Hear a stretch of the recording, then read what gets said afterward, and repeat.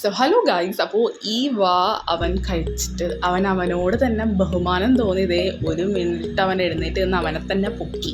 അപ്പോൾ ഈ ഒരു സംഭവം എങ്ങനെ ഉണ്ടാക്കണമെന്ന് നോക്കാം. അപ്പോൾ നമ്മുടെ ബസ്മതി റൈസ് നല്ല രീതിയിൽ കഴുകി തിളപ്പിക്കാൻ വെക്കുക. അതിന് ശേഷം അതിലേക്ക് ഹോൾ സ്പൈസസ് ഇടുക, പിന്നെ ഒരു മാഗി ക്യൂബ് ഇടുക, പിന്നെ തക്കാളി പേസ്റ്റ് ഇടുക, പിന്നെ ഓയിൽ ഒഴിക്കുക, പിന്നെ ഉപ്പും ചേർക്കുക ആവശ്യത്തിന്. എന്നിട്ട് നല്ല രീതിയിൽ കുക്ക് ചെയ്യുക. അങ്ങനെ ലാസ്റ്റ് ഒരു 90% ഒക്കെ ആകുമ്പോഴത്തേക്ക് അതിൽ നല്ല ക്യാപ്സിക്കും സവാളയൊക്കെ ഇട്ട് തിളപ്പിച്ച് മാറ്റി വെക്കുക, ഊറ്റി വെക്കുക.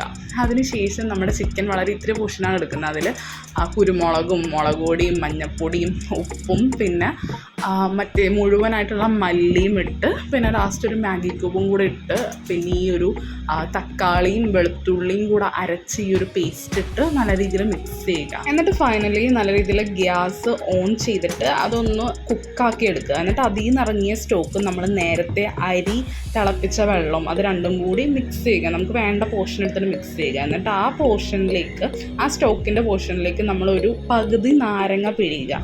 എന്നിട്ട് നമ്മുടെ ചിക്കൻ കുക്കായ ആ ഒരു പാത്രത്തിലേക്ക് നമ്മുടെ റൈസ് ഇടുക, പിന്നെ ആ സ്റ്റോക്ക് ഇടുക, പിന്നെ 2 മുളക് വെക്കുക, ഒന്ന് ദം ചെയ്തെടുക്കുക. അതെ, അങ്ങനെ നമ്മുടെ വേർഷൻ മന്തി. ഇത് മന്തിന്നോ ബിരിയാണിന്നോ നിങ്ങൾക്ക് എന്ത് വേണമെങ്കിലും പറയാം, പക്ഷേ ഇത് ഞാൻ കഴിച്ചിട്ടൊരു മന്തിയുടെ ടേസ്റ്റ് തന്നെയാണ് എനിക്ക് തോന്നിയത് ഗൈസ്. അങ്ങനെ നമ്മുടെ മന്തി റെഡി ആയിട്ടുണ്ട്.